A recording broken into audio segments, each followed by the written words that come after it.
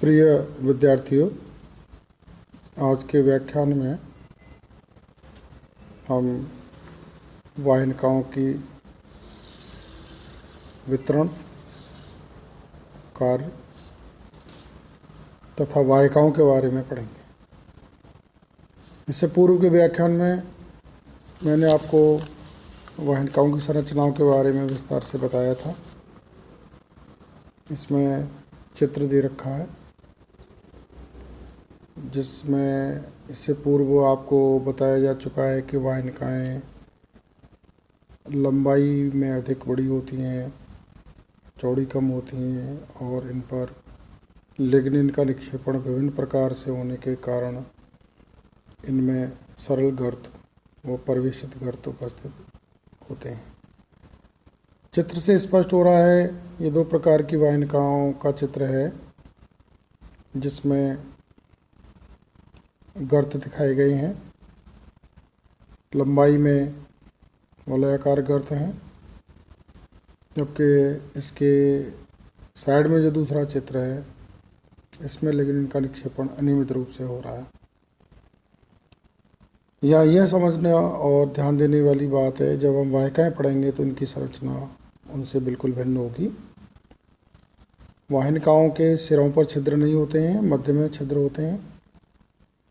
इनके किनारे नुकीले पतले होते हैं, मध्य भाग इनका थोड़ा चौड़ा होता है और छिद्रिल होता है।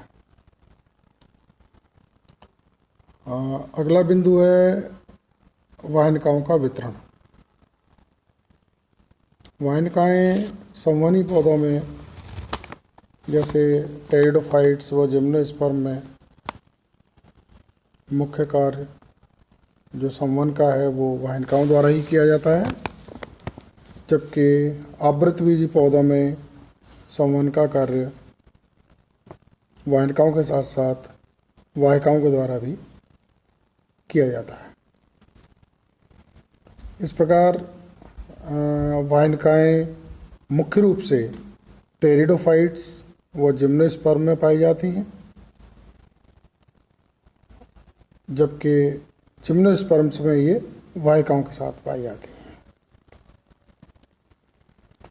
जैसा मैं इससे पूर्व बता भी चुका हूँ कि इनका कार्य जल में घुले हुए खनिज लवणों का संवहन पादप के निचले भाग से ऊपरी वायवीय भाग की ओर करना इनका मुख्य कार्य होता है। वाहिनिकाएँ न केवल संवहन का कार्य करती हैं बल्कि पादप को यांत्रिक शक्ति भी प्रदान करती हैं। छात्रों, ये एक भाग था या एक प्रकार की कोशिकाएं थीं जाइलम की। दूसरे प्रकार की कोशिकाएं होती हैं वाहिकाएं, जिनको हम वेसल्स कहते हैं। वाहिकाएं आवृत बीजियों का मुख्य लक्षण है, अर्थात वाहिकाओं की उपस्थिति आवृत बीजियों का मुख्य लक्षण होता है। वाहिकाएँ टेरिडोफाइट्स और जिम्नोस्पर्म्स के कुछ अपवादों को छोड़कर नहीं पाई जाती हैं, जबकि आवृतबीजियों में कुछ अपवाद हैं, परंतु अपवादों के अतिरिक्त सभी आवृतबीजी पौधों में वाहिकाएँ जाइलम के मुख्य अवयव के रूप में कार्य करती हैं। संरचना वाहिकीय सदस्य कहें या वाहिका कोशिका कह दें, वह एक के ऊपर एक इस प्रकार से एक के ऊपर एक के क्रम में रेखिक क्रम में व्यवस्थित होती हैं, जिससे उनके मध्य की अनुपस्थिति गल जाती है और एक बेलनाकार संरचना का निर्माण हो जाता है। यह बेलनाकार खोखली संरचना ही वाहिका कहलाती है। परिपक्व वाहिकाएँ भी मृत कोशिकाएँ होती हैं तथा इनकी भित्ति पर लिग्निन का निक्षेपण हो जाता है, जिससे इनकी भित्ति भीतर की ओर से स्थूलित हो जाती है, या कहिए भीतरी सतह पर द्वितीयक स्थूलन हो जाता है, जिससे इनकी जो आकृति है वलयाकार, सर्पिलाकार, जाल के आवत तो सीढ़ी नुमा हो जाती है। संरचना में वाहिकाएं जो होती हैं वो लंबाई में कम होती हैं, अर्थात इनकी लंबाई कम होती है, अपेक्षाकृत चौड़ाई अधिक होती है। यहाँ आप अंतर स्पष्ट कर सकते हैं, वाहिकाएं लंबाई में अधिक होती हैं, चौड़ी कम होती हैं, जबकि वाहिकाएं लंबी कम होती हैं और चौड़ी होती हैं। इनके जो अंतिम सिरे होते हैं, आधारी भाग कह दीजिए, वो छिद्रिल होते हैं, अर्थात इनके आधारी भाग पर बड़े बड़े और चौड़े चौड़े छिद्र उपस्थित होते हैं। अगर हम छिद्रों की उपस्थिति के आधार पर देखेंगे तो जिस स्थान पर छिद्र पाए जाते हैं उसको छिद्रिल पट्टिका या परफोरेशन प्लेट कहते हैं। जैसे यहाँ बताया गया है, जब वाहिकाओं की गली हुई जो अनुप्रस्थ भित्ति है, वो अनुप्रस्थ भित्ति क्या है, एक वाहिका के ऊपर एक दूसरी वाहिका रखी है, तो उनके मध्य की भित्ति गल जाती है और अनियमित रूप से गलती है, इसलिए उस पर एक से अधिक छिद्र हो जाते हैं, इसलिए ये छिद्रित पट्टिका कहलाती है। या इसको छिद्रिल क्षेत्र भी बोलते हैं, पिटेड एरिया भी बोलते हैं। दूसरा है सरल छिद्रण पट्टिका, सिंपल परफोरेशन प्लेट। इसमें क्या है, जब वाहिकाओं की अनुप्रस्थ भित्ति में एक ही छिद्र होता है, ध्यान दीजिए, इस अर्थ मीन्स अनुप्रस्थ भित्ति पूर्ण रूप से गल चुकी होती है, तब इसे सरल छिद्रण पट्टिका कहते हैं। दूसरा है बहुलित छिद्रण पट्टिका, मल्टीपल परफोरेशन। जैसा कि इसके नाम से स्पष्ट है, जब इनकी अनुप्रस्थ भित्ति में एक से अधिक छिद्र होते हैं, that is called multiple perforation. यहाँ मैंने स्टार से रेखांकित किया है, ये 3 प्रकार के जो छिद्रण बताए गए हैं उनमें किसका विकास किससे हुआ है, मतलब सरल प्रकार की छिद्रण पट्टिका का विकास बहुत छिद्रण पट्टिका से द्वितीयक निक्षेपण के लुप्त होने से हुआ है। वितरण, डिस्ट्रीब्यूशन, वाहिकाएं कहाँ पाई जाएंगी, वाहिकाएं केवल आवृत बीजों में ही पाई जाती हैं, लेकिन इनके भी कुछ अपवाद हैं। जैसे मैंने यहाँ 2 एग्जाम्पल दिए हैं जो आपको याद रखने हैं, टेट्रासेंट्रॉन और ट्रोकोडेंड्रम आदि आवृत बीजी पौधों में वाहिकाएं नहीं पाई जाती हैं, अन्य सभी में वाहिकाएं उपस्थित होती हैं। इसी प्रकार टेरिडोफाइट्स व जिम्नोस्पर्म में भी कुछ अपवादों को छोड़ दीजिए, किसी भी सदस्य में वाहिकाएं नहीं पाई जाती, वहाँ पर संवहन का कार्य जैसा मैंने पूर्व में बताया वाहिकाओं द्वारा किया जाता है। जिम्नोस्पर्म का एक अपवाद है नीटम, नीटेल्स का मेंबर है, जिसमें वाहिकाओं के साथ वाहिकाएं भी उपस्थित होती हैं। ये क्रमिक विकास को भी स्पष्ट करता है। संवहनीय पौधे टेरिडोफाइट से प्रारंभ होते हैं, सरलतम संवहन तंत्र पाया जाता है, कुछ जटिलताएं जिम्नोस्पर्म में आती हैं और सर्वोच्च उत्पत्ति या सर्वोच्च विकास या सर्वोच्च जटिलता या विकसित प्रकार का जाइलम आवृत बीजों में ही पाया जाता है। अब वाहिकाओं के जो कार्य हैं वही मुख्य कार्य है, क्योंकि हम जाइलम को बता चुके हैं कि जाइलम संवहन का कार्य करता है और ये उसके अवयव हैं।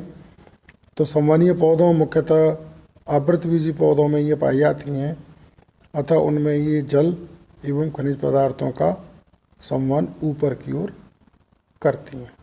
अब जो संचरण का कार्य है वो नीचे से पादप के आधारी भाग से वायवीय भाग की ओर होता है और ये भी मृत कोशिकाएं होती हैं। लिग्निन का निक्षेपण होने के कारण इनकी भित्ति की मोटाई अनियमित हो जाती है, अतः ये पादप को यांत्रिक शक्ति मतलब मजबूती भी प्रदान करती हैं। आपसे एक परीक्षा में आधे नंबर में 1 नंबर में इनकी उत्पत्ति पूछी जा सकती है। तो यहाँ मैं आपको स्पष्ट कर दूं कि वाहिकाओं की उत्पत्ति कैम्बियम से होती है, जो एधा बोलते हैं हिंदी में, जो कि मेटाजाइलम और प्रोटोजाइलम के मध्य पाया जाता है, जाइलम बंडल के मध्य में पाया जाता है। सॉरी, मेटाजाइलम और प्रोटोजाइलम के बाद कैम्बियम होगा, फिर फ्लोएम होता है। या यहाँ एक करेक्शन कर लें, जो कैम्बियम होता है वो जाइलम और फ्लोएम के मध्य होता है। और आवृत बीजों में क्योंकि संवहन पूल वलय में पाए जाते हैं, तो संवहन पूल में जाइलम और फ्लोएम होता है, उनके मध्य होता है कैम्बियम, जिसे आप एक संवहन पूल बोलेंगे। और वलय में अगर 6 संवहन पूल रखे हुए हैं तो उन दोनों संवहन पूलों के मध्य में भी कैम्बियम होता है ना। तो इसलिए आपको यहाँ ध्यान देना है कि वाहिकाओं की उत्पत्ति कैम्बियम से होती है, चाहे तो वो जाइलम और फ्लोएम के मध्य उपस्थित कैम्बियम हो, चाहे वो 2 संवहन पूलों के मध्य का कैम्बियम हो। या यहाँ ये समझ लीजिए कि द्वितीयक वृद्धि दर्शाने वाले पौधों में वाहिकाएं ज़्यादा विकसित होती हैं। कार्य भी वैसा ही है, जल और खनिज लवणों का संचरण करेंगी और पादप को यांत्रिक शक्ति प्रदान करेंगी। ये अंत में इनका चित्र दिया गया है। यहाँ 3 प्रकार की वाहिकाएं दिखाई गई हैं। इसमें पहले चित्र में देखें आप कि मोटाई ज़्यादा है, लंबाई कम है और चौड़ाई ज़्यादा है, और परफोरेशन इसके दोनों सिरों पर है। जबकि आप इसमें वाहिकाओं में देखेंगे तो वाहिकाओं के अंतिम सिरों पर छिद्र नहीं है, जबकि वाहिकाओं के इन तीनों चित्रों में देखिए अंतिम सिरों पर छिद्र है। यहाँ देखें सरल छिद्रण है, अर्थात एक ही छिद्र अंतिम सिरे पर पाया जा रहा है या आधारीय सिरे पर पाया जा रहा है, जबकि ये बहुल छिद्रण है, यहाँ पर छिद्र पाए जा रहे हैं। यह भी बहुल छिद्रण का एक एग्जाम्पल है। ये मल्टीपल परफोरेशन है, मतलब ये छिद्रित एरिया है और इनके मध्य की भित्ति पर भी, मध्य भाग में भी कुछ छोटे छोटे छिद्र पाए जाते हैं। इसलिए वाहिकाएं सामान्य से अधिक चौड़ी होती हैं। अब आप कहेंगे कि एक बहुत लंबे पौधे में, जैसे यूकेलिप्टस का पौधा है, उसमें संवहन कैसे होता होगा? छात्रों, जैसे ही प्राथमिक वृद्धि पूर्ण होती है, द्वितीयक वृद्धि प्रारंभ हो जाती है और ये जाइलम के तत्व विकसित होने लगते हैं। और जैसा कि मैंने अभी बताया आपको, एक वाहिका का जो निर्माण है वो एक वाहिका की कोशिका के ऊपर दूसरी कोशिका, फिर उसके ऊपर तीसरी कोशिका, फिर उसके ऊपर तीसरी कोशिका, इस तरीके से एक के ऊपर एक के क्रम में रखी होती है और उनके मध्य की भित्ति में गलाव हो जाता है, छिद्र हो जाते हैं। इस प्रकार एक लंबे पौधे जैसे यूकेलिप्टस में भी एक सतत वाहिका होती है, परंतु वो छिद्रित होती है। यही कारण है कि एक यूकेलिप्टस जैसे लंबे पौधे में भी जल का संवहन मृदा से काफ़ी ऊंचाई तक बड़ी आसानी से संभव हो पाता है। इसलिए वाहिकाएं अन्य संवहनी पौधों में पाई जाती हैं, लेकिन लंबाई में जो जल का संवहन है वो आप ऐसे समझ लीजिए कि वाहिकाएं ही होती हैं जो एक के ऊपर एक क्रम में रखी होकर, व्यवस्थित होकर, मध्य की भित्ति गलने से एक नलकाकार, एक खोखली बेलनाकार संरचना का रूप ले लेती हैं और जल का संवहन सतत रूप से करती रहती हैं। धन्यवाद।